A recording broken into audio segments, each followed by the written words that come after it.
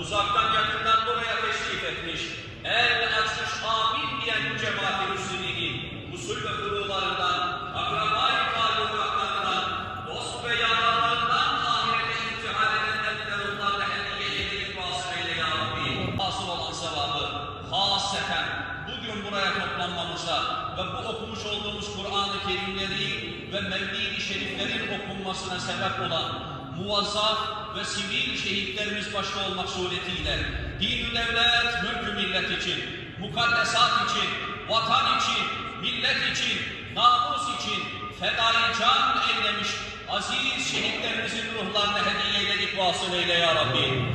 İlahi ya Rabbi, günü geldiğinde, vakti geldiğinde bu vatan için, millet için bizler de gözünü kırpmadan şehadet şerbetini içmeyi, o âli makamların feyzinden, bereketinden, ikramından nasiplenmeyi bizlere de nasip eyle ya Rabbi.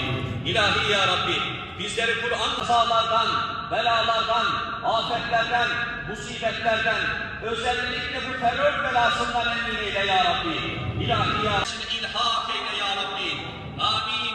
Amin. Bi hürmeti Taha ve Yasin. Subhane Rabbike Rabbil İzzeti amma yasifun. Ve selamun alel murselin. Ve alihim velhamdülillahi Rabbil alemin. Hayırların fethi, şerlerin de siz şehitlerimizin ervahı için lillahi teala'l